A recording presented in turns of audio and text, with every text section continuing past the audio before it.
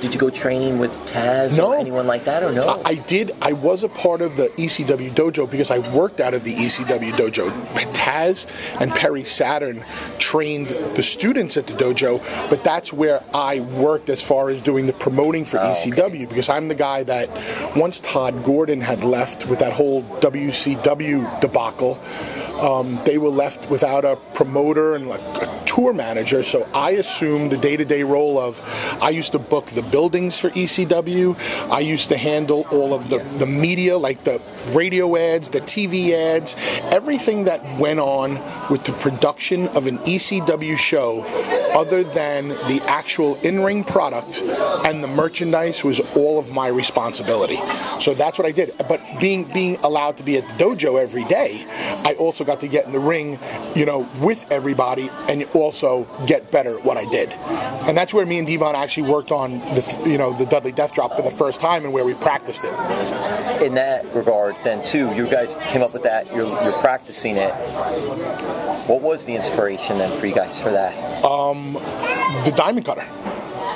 You know, I remember, I'll take you back to the very first time I came up with the idea for the Bubba cutter, which was, it was a diamond cutter out of a flapjack. So I was watching Nitro, and I saw Dean Malenko versus Rey Mysterio, and Dean shot Rey Mysterio in and just gave him a pop-up flapjack where Rey Mysterio lands flat on his stomach.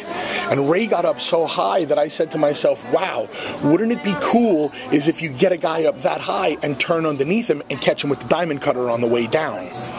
And the first time I ever hit it was on D-Von in the ECW arena. And for two guys our size, now at that time I'm 400 pounds, at that time D-Von's close to 300 pounds, for us to be able to hit that move, and it came off great.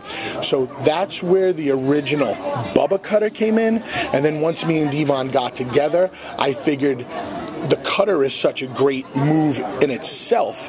How do we piece this together with two people? And that's where we just kind of agreed that D-Von will pick the guy up really high and I'll cut him on the way down, and that's how the Dudley Death Drop was invented. That's awesome.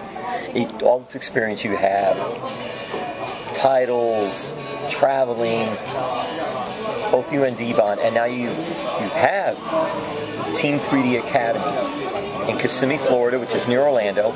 Orlando is a developmental hotbed of wrestling now. So what a great area to be in to do this. Talk about your school, why you decided to do a school, and we'll get an update of how things are going at the school. Cool. So in 2005, in August of 2005. Well, this is the beginning of the story. Okay, sorry. August 2005, me and D-Von and WWE decide that we cannot agree on a contract, and we decide to go our separate ways. We did not quit. They did not let us go. We just couldn't agree. Can't agree on this. That's it. Thank you very much. That's Shake it. the hands. Exactly. And if something happens later on, correct. So me and D-Von decided, financially we were really, really well off because of the great run that we had in WWE. And you guys did well saving your money. Oh, and absolutely. You know what I'm saying? Absolutely. We really did the right thing. No, absolutely not. So I remember telling D-Von, I said, hey, wouldn't it be cool if we went back and did some smaller shows again? Kind of like how when big rock and roll bands go back to the smaller clubs, Sure, they do, or the fairs, or they go to Gulfstream Park, or these different places. Whatever it is, to, you kind of remind yourself where you came from. Go back to those little places that you came up in and have some fun. So we did a couple of those shows, and we were absolutely appalled at what we saw because the business had changed so much. The respect of the younger wrestlers and what was going on these shows was totally different now. It was completely different than when me and D-Von had come up, and something had happened to wrestling. And when you say that, let me interrupt. When you say that, it's not. You're not just talking obviously in ring. You're talking behind the scenes. Absolutely. In the locker room. Respect for one another. Absolutely. The respect in the locker room and for the business, it just was not there. And that's when me and D-Von decided that it was kind of like our responsibility to open up a school so we could put quality, respectful wrestlers back into the system. Like, the business had been so good to us, this is how we wanted to give back to the wrestling business. Do you ever think though too why that happened? Do you think people cared more about the money or just didn't care anymore? I'm not talking about the wrestlers themselves, because they're just learning. Some of the people that are running these places. Absolutely. At that time, there was 1,000,001 wrestling schools run by guys who had no business running a wrestling school. You're talking about guys who would rent a warehouse, buy a ring, and their claim to fame is that they were an extra on Monday Night Raw, so all of a sudden that made them qualified to train up-and-coming wrestlers, which just so bad, so bad. So that's when me and D-Von decided to open up the school, and we always said this school is going to be, our slogan is old school rules, new school tools. It's going to be the old school respect for the business. You're going to come up the old way, the way that has worked for 100 years. And we're going to give you all the new school methods, ideologies, techniques, whatever it takes to make it in pro wrestling today. You're going to get the best of the old and the best of the new.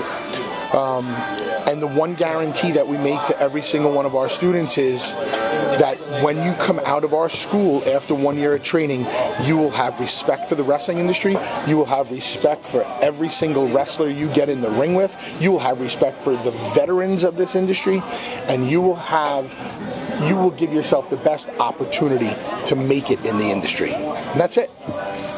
Because you obviously, any good school is not going to guarantee someone that, hey, you're going to make it. Absolutely. And you're out there, you're going to make it and all like that, and fill their head with all these dreams and ideas, because it's so tough to make it anyway, especially at a high level. So the students come in, and they're just, you find they're coming from all walks of life, or you find most of them are former athletes that are coming into your school. So far, what have you found, the type of students that have been coming into your school? All walks of life from all over the planet. I think we're up to students, from I think 42 or 43 different countries. Wow. We've had students relocate from as far as New Zealand. I mean, you're talking about from New Zealand to Florida, you can't get any farther on the planet. And we had two brothers move from New Zealand for 3 months at a time. And one of the brothers, his name is Dylan. He wrestles as Ray Dean in 01, and he was the world champion in 01 for about 2 years. Yeah, so he's one of our guys, and we get, like I said, from obviously all over the United States, lots of people from England. Are they former athletes, or not necessarily? We get a mix of beginners and guys that have been trained in other schools.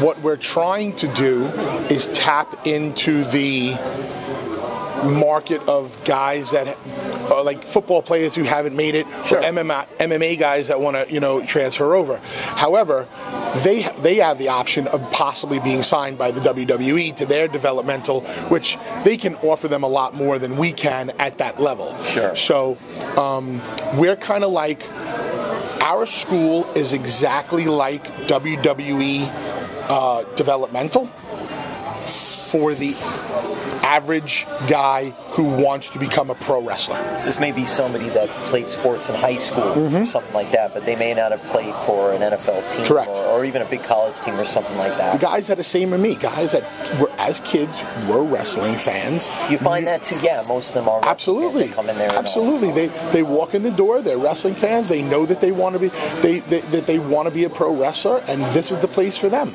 And we sit them down and we give them full disclosure up front. We probably tell them things that we shouldn't tell them up front because we actually want to scare a couple of people away. I don't want to pass down the knowledge of the wrestling business that only our fraternity should be privilege to weekend warriors. If your goal is to wrestle in a high school gym on Fridays and Saturday nights, we'd rather not train you.